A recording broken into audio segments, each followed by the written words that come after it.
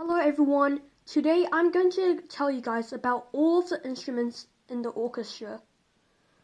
So an orchestra is basically sections of instruments playing together to create a better sound rather than just one instrument or two instruments just playing by themselves. So orchestra has quite a lot of different sections, and I'm going to explain to you guys about all of the sections. The first section, string, this one here. The string is basically instruments with strings on it. That's pretty obvious. And the first instrument is the violin, smallest string instrument. It only uses the treble clef and it creates this bright sound. The second one is the viola. It uses the treble clef and the alto clef. Third one is the cello. The cello uses bass clef, treble clef, and tenor clef.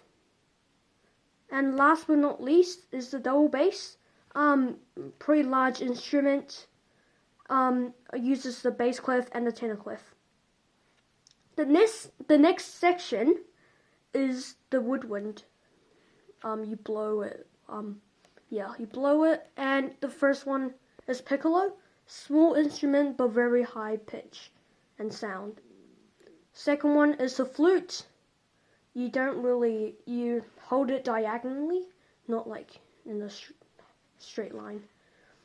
Third one is the oboe. The oboe normally starts off by blowing A, so the orchestra can tune. That's why it's in the very middle of the orchestra, so everyone can hear him or her that's playing the oboe. The fourth one is English horn. Fifth one is the clarinet, and then, let me talk about this clarinet thing. We normally say clarinet, but there's sometimes bass clarinets. There is actually one in my orchestra. But I don't see them in APO and AYO. Sixth one, bassoon. Next we have brass. The first one is trumpet. Then we have horn, and then we have cornet. We don't really see cornet that much in the orchestra. It's normally in the brass band. So it's quite rare to see a cornet. Fourth one is the trombone. Fifth one is the bass trombone, and then we have the tuba. Tuba is kind of like the brass version of the double bass because it's quite big. And then we're in the percussion instruments section. Okay, there's actually two types of them. The first one is defined pitch and definite pitch. Sorry, not define, definite. Let me explain the definite pitch.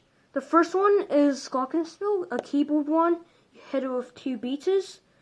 Second one is we're not going to talk about this one because we don't see it that much. Third one we have the timpani.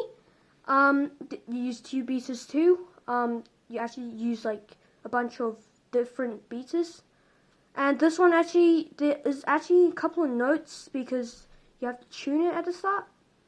Fourth one, xylophone. The rest we are not going to talk about. Okay, the last section, indefinite pitch. First one is drums. You use snare drums. These instruments, they don't really have notes like A, B, C, or Do, Re, Mi. It's basically just adding rhythm or the mood to the music. Let me think of one. If you guys have watched the movie Indiana Jones, the theme song is at the start is snare drums, da da da da da da da da da da da, like that. They don't really have a specific notes to it. It just keeps on it's just the rhythm going on and on.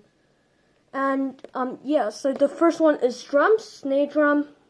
The snare drum is normally the most common. The triangle, the triangular shaped instrument, makes a bright sound. Fifth one We're not going to talk about this one. The fifth one is cymbals. It's kind of like holding two big plates, or yeah, just two big plates and banging them together to make this bright sound. And the sixth one is gong. The gong, you don't really see this much either in the orchestra. It just makes this probably in fantasy music, or sometimes in those.